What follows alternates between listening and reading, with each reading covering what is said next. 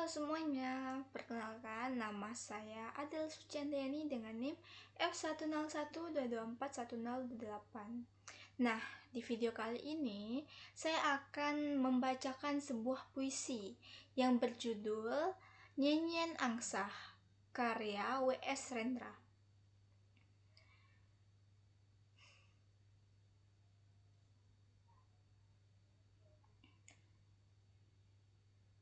Puisi Nyanyian Angsah, W.S. Rendra. Majikan rumah pelacuran berkata kepadanya, "Sudah 2 minggu kamu berbaring, sakitmu makin menjadi. Kamu tak lagi hasilkan uang, malahan kepadaku kamu berhutang. Ini beraya melulu, aku tak kuat lagi. Hari ini kamu harus pergi." Malaikat penjaga Firdaus wajahnya tegas dan dengki. Dengan pedang yang menyala menuding kepadaku. Maka darahku terus beku. Maria Zaitun namaku. Pelacur yang sengsara, kurang cantik dan agak tua. Jam 12 di siang hari, matahari terik di tengah langit. Tak ada angin, tak ada mega. Maria Zaitun keluar rumah pelacuran tanpa koper. Tak ada lagi miliknya. Teman-temannya membuang muka. Sempoyongan ia berjalan. Badannya demam. Sipilis membakar tubuhnya. Penuh borok di kelangkang, di leher, di ketiak, dan di susunya. Matanya merah, bibirnya kering, gusinya berdarah. Sakit jantungnya kambuh pula. Ia pergi kepada dokter. Banyak pasien lebih dulu menunggu. Ia duduk di antara mereka. Tiba-tiba, orang-orang menyingkir dan menutup hidung mereka. Ia meledak marah, tapi buru-buru jururat menariknya. Ia diberi giliran lebih dulu, dan tak ada orang yang memprotesnya. "Maria Zaitun, utangmu sudah banyak padaku," kata dokter. "Ya," jawabnya. "Sekarang uangmu berapa?" "Tak ada." Dokter geleng kepala dan menyuruhnya telanjang. Ia kesakitan waktu membuka baju, sebab bajunya lekat di borok ketiaknya. "Cukup," kata dokter, dan ia tak jadi meriksa. Lalu ia berbisik kepada juru rawat. Kasih ia injeksi vitamin C. Dengan kaget juru rawat berbisik kembali, "Vitamin C? Dokter, paling tidak ia perlu Salvarzan. Untuk apa? Ia tak bisa bayar. Dan lagi sudah jelas ia hampir mati. Kenapa mesti dikasih obat mahal yang diimport dari luar negeri?" Malaikat penjaga Firdaus wajahnya iri dan dengki. Dengan pedang yang menyala menuding kepadaku. Aku gemetar ketakutan. Hilang rasa, hilang pikirku. Maria Zaitun namaku. Pelacur yang takut dan celaka. Jam 1 siang, matahari masih di puncak. Maria Zaitun berjalan tanpa sepatu, dan aspal jalan yang jelek mutunya lumer di bawah kakinya. Ia berjalan menuju gereja. Pintu gereja telah dikunci, karena khawatir akan pencuri. Ia menuju pastoran dan menekan bel pintu. Koster keluar dan berkata, "Kamu mau apa?" Pastor sedang makan siang dan ini bukan jam bicara. "Maaf, saya sakit, ini perlu." Koster meneliti tubuhnya yang kotor dan berbau. Lalu berkata, "Asal tinggal di luar, kamu boleh tunggu. Aku lihat apa pastor mau terima kamu." Lalu Koster pergi menutup pintu. Ia menunggu sambil belingsatan dan kepanasan. Ada 1 jam baru pastor datang kepadanya. Setelah mengorek sisa makanan dari giginya, ia nyalakan cerutu lalu bertanya, "Kamu perlu apa?" Bau anggur dari mulutnya, selupnya dari kulit buaya. Maria Zaitun menjawabnya, "Mau mengaku dosa, tapi ini bukan jam bicara. Ini waktu saya untuk berdoa. Saya mau mati." "Kamu sakit?"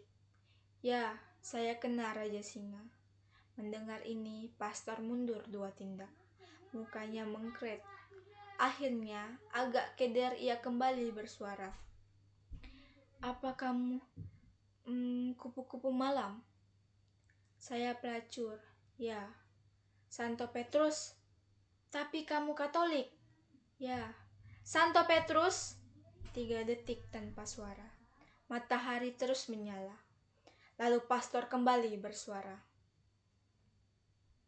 "Kamu telah tergoda dosa." "Tidak tergoda, tapi melulu berdosa." "Kamu telah terbujuk setan." "Tidak, saya terdesak kemiskinan dan gagal mencari kerja." "Santo Petrus! Santo Petrus! Pater, dengarkan saya." "Saya tak butuh tahu asal-usul dosa saya. Yang nyata hidup saya sudah gagal.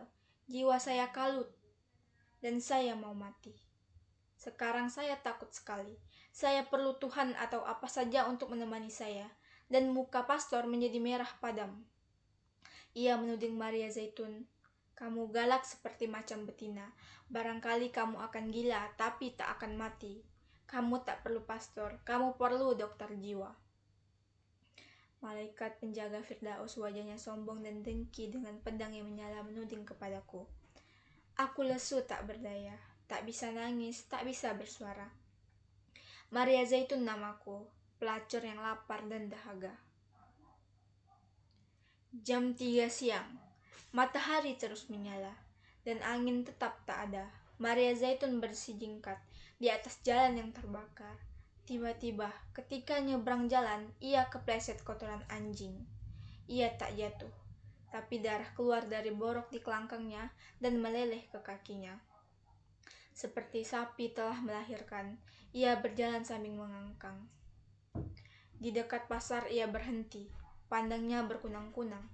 Napasnya pendek-pendek, ia merasa lapar. Orang-orang pergi menghindar. Lalu ia berjalan ke belakang satu restoran. Dari tong sampah ia kumpulkan sisa makanan. Kemudian ia bungkus hati-hati dengan daun pisang. Lalu berjalan menuju keluar kota. Malaikat penjaga Firdaus wajahnya dingin dan dengki. Dengan pedang yang menyala menuding kepadaku, "Yang mulia, dengarkanlah aku. Maria Zaitun namaku. Pelacur lemah, gemetar ketakutan. Jam 4 siang seperti siput ia berjalan. Bungkusan sisa makanan masih di tangan, belum lagi dimakan.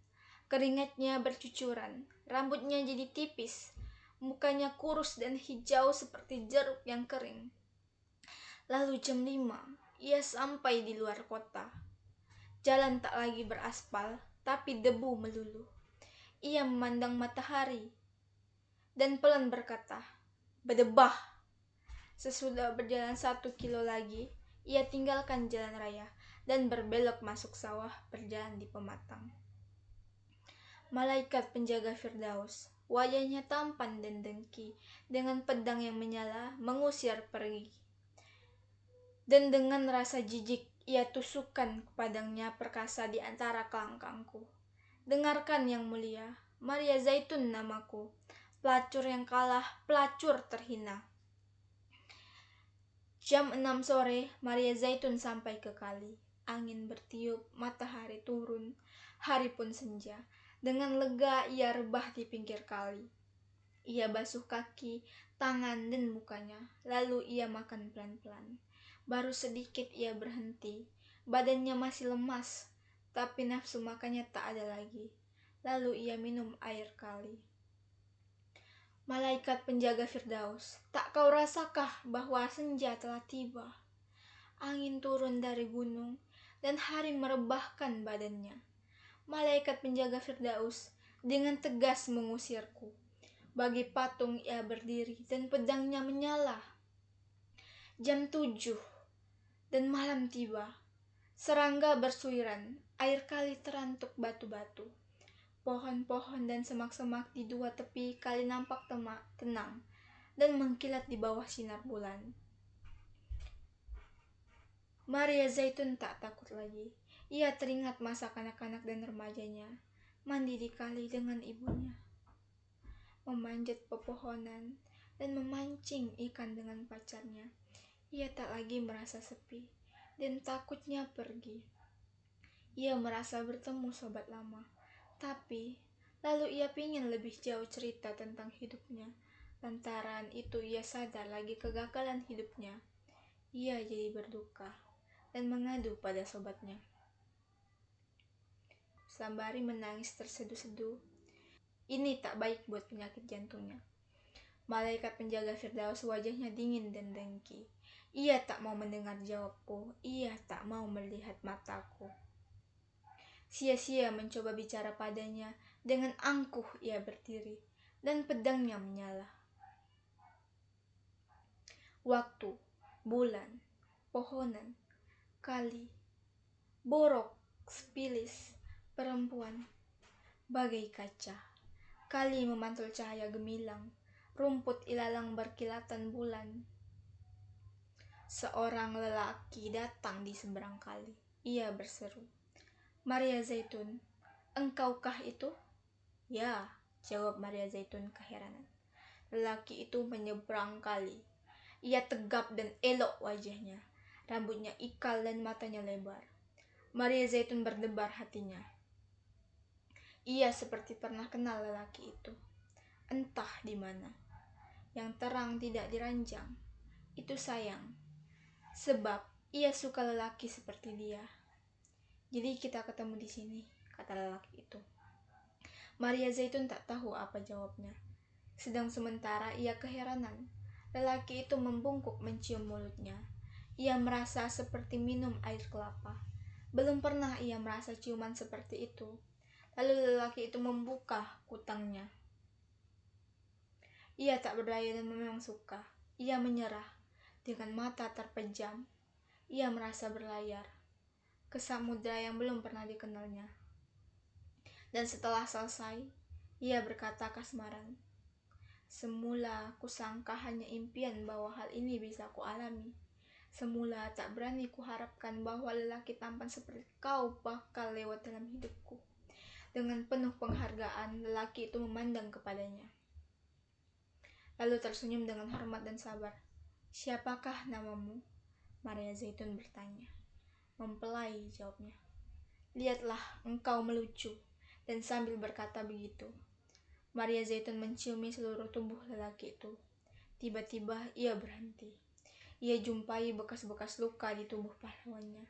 Di lambung kiri, di dua tapak tangan, di dua tapak kaki. Maria Zaitun pelan berkata, "Aku tahu siapa kamu." Lalu menebak lelaki itu dengan pandang matanya. Lelaki itu menganggukkan kepala. "Betul. Ya." Malaikat penjaga Firdaus wajahnya jahat dan dengki. Dengan pedang yang menyala tak bisa apa-apa. Dengan kaku ia beku. Tak berani lagi menunding kepadaku. Aku tak takut lagi. Sepi dan duka telah sirna. Sambil menarikku masuki taman Firdaus dan kumakan apel sebasku. Maria Zaitun namaku, pelacur dan pengantin adalah saya.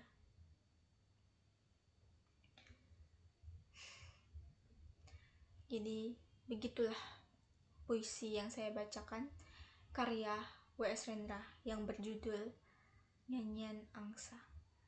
Sekian, terima kasih. Wassalamualaikum warahmatullahi wabarakatuh.